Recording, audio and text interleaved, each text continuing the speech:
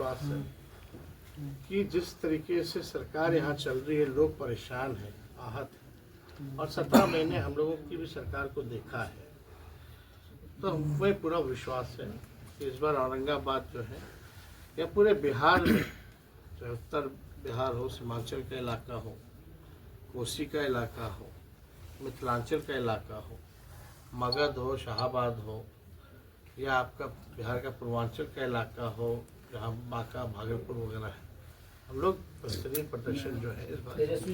2020 में लालू जी गरीबों की पॉलिटिक्स करते थे, गरीबों की बात करते थे। तेजस्वी यादव डेवलपमेंट की बात करते हैं, रोजगार की बात करते हैं, चिकित्सा की बात करते हैं। दोनों में से बेहतर नेता कौन है? किस रास्ते पर आरजेडी को चलना चाहिए? देखिए भाई, हम लोग तो लालू जी के काम को आगे बढ़ा रहे हैं। अगर सामाजिक न्याय नहीं होता तो आर्थिक न्याय का मतलब नहीं था। 2020 में औरंगाबाद जिले सामाजिक न्याय किया, अब दौर जो है लोगों को आर्थिक न्याय दिलाने का है। Back bencher of the society जो पिछले पायदान पे है, आप देखिएगा हम लोगों ने जाति आधारित गणना कराया, पूरा एक्सरे सामने आ गया। गरीबी कौन कौन बता रहे हैं, हर जगह गरीबी जो है हर जातियों में है, चाहे अपर कास्ट हो, बैकवर्ड हो, हर जाति में गरीबी है। वैसे 94 लाख परिवार जो है पाए गए जिनका आय 6,000 रुपये से कम है।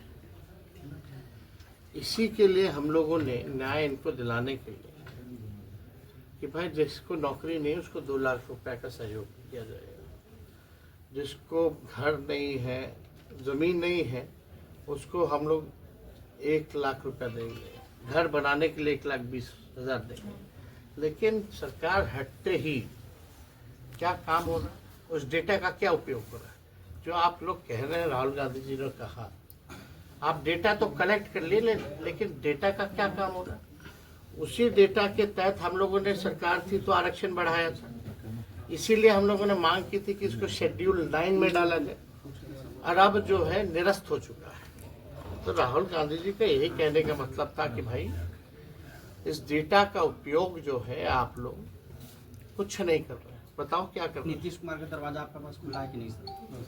अब चुनाव होगा, 2020 तेजस्वी जी 2020 में औरंगाबाद के मतदाता राष्ट्रीय जनता दल और महागठबंधन पर भरोसा किया था, 6 विधानसभा में प्रतिनिधि भेजने का काम किया।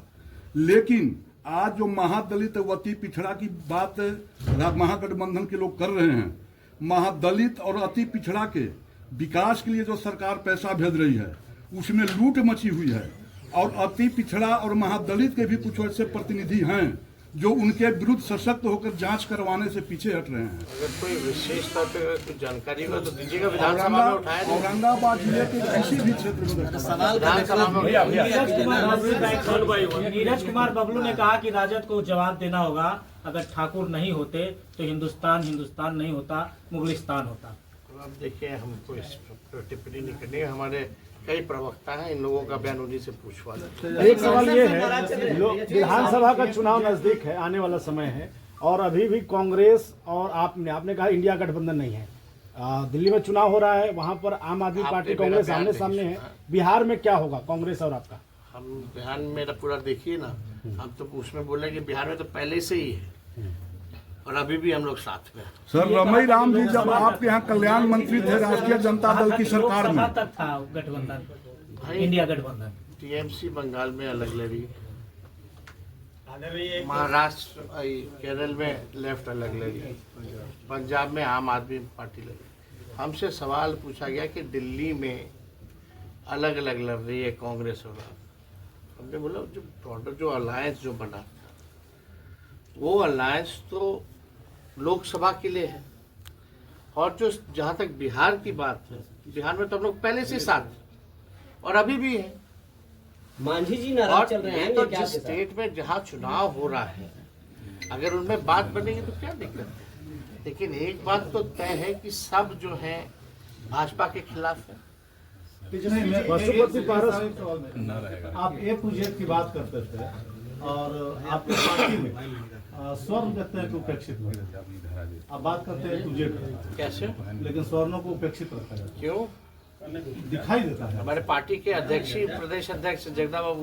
प्रदेश अध्यक्ष जगता बाबू, वो तो है प्रदेश अध्यक्ष है आपके पार्टी में। एक औरंगाबाद से जुड़ा सवाल है। जरूर से यहाँ बैठे हुए कहाँ उपेक्षित है, इनको कुछ नहीं मिला है क्या? वो थोड़े बताए आपके सामने नहीं। साथियों, नेशनल जनमंच को सब्सक्राइब करें, साथ ही बेल आइकन की घंटी को बजाएं।